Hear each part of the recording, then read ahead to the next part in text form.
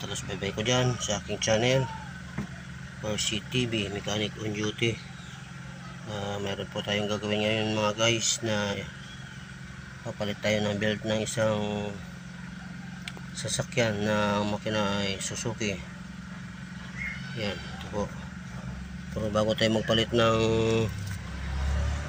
alternator belt, kasi yung alternator belt niya ay maingay na, lumalangit-ngit na. Siguro palagay ko ay mahina na yung kanyang dumadaplis na ito, yung kanyang mga groove. Kaya bago natin matatanggal yung kanyang alternator belt ay tanggalin muna natin yung nakakabit sa kanyang aircon, kasi may aircon pa ito. Ayan guys, so natanggal na natin yung kanyang belt. Pero una po sa lahat, ng bago tayo gumawa niyan ay itaas muna natin yung body niya, kasi sobrang mababa ito sobrang mababa, hindi ka makasuot sa ilalim, kaya kailangan mo muna jack. Yan guys, naka jack na yan, kaya medyo mataas na, maluwag na ang ating pagkilos-kilos sa ating paggawa dyan sa ilalim. Kaya yan guys, okay. So natin natatanggalin ay ang kanyang alternator belt. Okay, punta tayo sa ilalim. So guys, dito na tayo sa ilalim. Ayan, sa ilalim na tayo. Ayan. Ayan. Tatanggalin ko na ang kanyang alternator belt. Kaya pala may tama pala yung kanyang mga belt. May tama na siya. Kaya pala siguro lumalangit-ngit dahil kulang na siya. Parang may tapyas. Ang technique ito guys, sa mga hindi pa nakakalam, yung kanyang tensioner pulley ay ito, tensioner pulley niya. May isang nakatime na 12 yung bolt, tapos yung pinakahigpit Allen wrench. Yung guys, Allen wrench ang ginagamit dito para maghigpit, kasi wala nang ibang makakapitan ng sibilog tensioner. So isang 12, yan 12 at saka Allen wrench ang gamit guys. Okay, kukunin ko lang ang gamit guys. Yan, medyo madilim lang yan, pero kita naman yan, bali 12 din na Allen wrench. Yan, ito ang kanyang gamit sa paghigpit. Yan guys, okay. Nakuha ko na yung kanyang, natanggal ko na yung kanyang alternator belt. Tingnan natin dito sa labas. Ito guys, yan, may bawas siya, may bawas siya, kaya ganun. Kung may tapyas, may sinabitan to noon siguro. Yan, may sinabitan, may kumalso ng bagay at yan ay natapyas siya, kaya ganun. Bali dalawa na lang ang ipin natira dapat 3. Ang original niya ay 3. 1, 2, 3. Pagdating dito, dalawa na lang, kaya yun.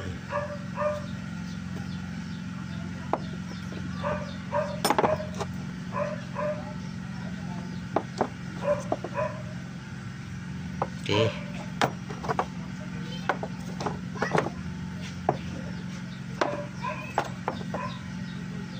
Apat pala ang original niya. 4. 1, 2, 3, 4. So guys, nabili na po tayo ng ating bagong belt, alternator belt. Kanyang tatak ay bando. Ang number niya ay 4PK87T. Yan guys, kapalitan na natin yan. So laki diferensya, bawas. Ano mo guys, yan, bawas siya.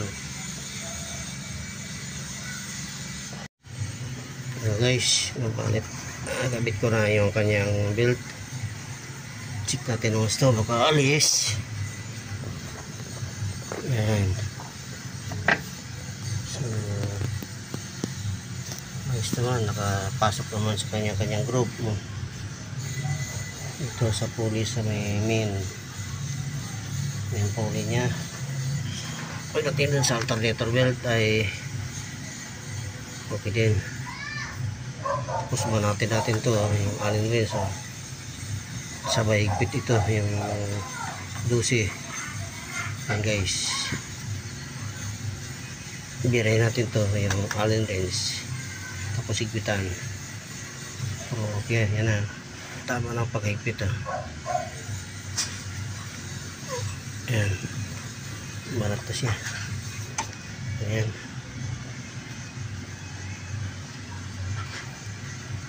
Okay, ipitan na natin para sure. Ayan.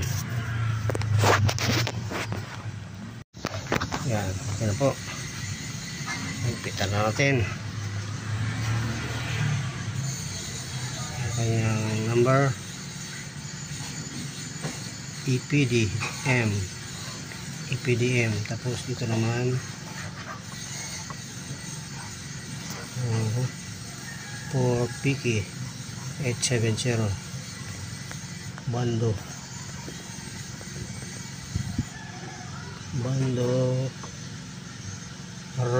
RIB Ace. Yan guys. Okay guys, nabalik na natin yung kanyang belt sa aircon. Yan o.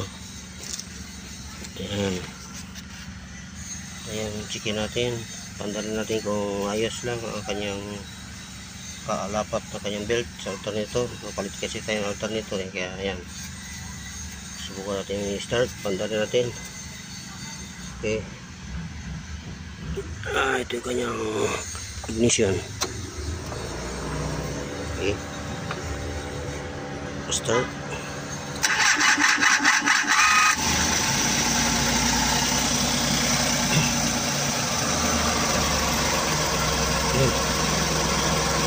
Lang, tahimik.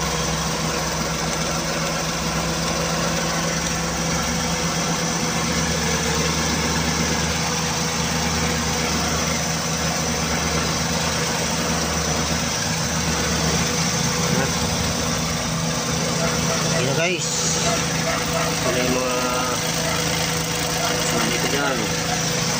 Shout out sa inyong lahat mga taga-sulamay ko. Ako si TV, mechanic on duty. Okay, check natin yung kanyang charging. Yan ang kanyang charging.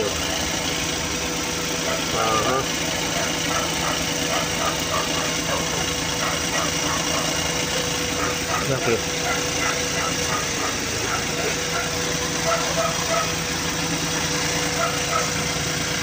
ito baba.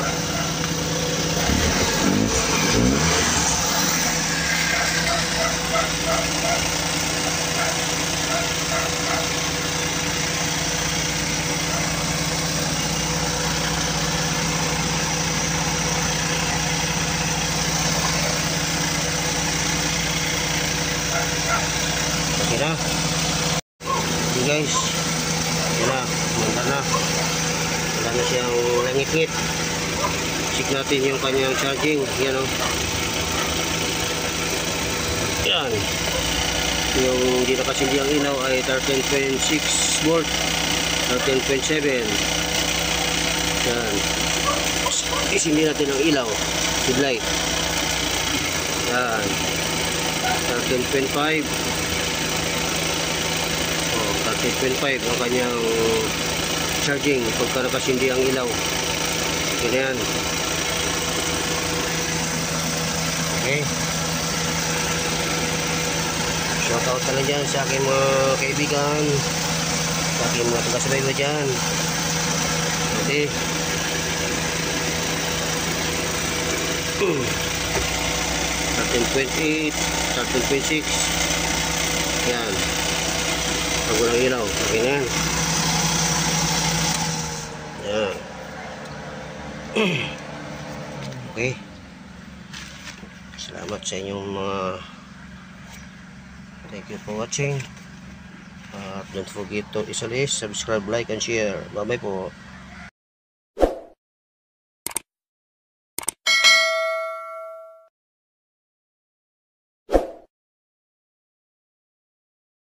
Po.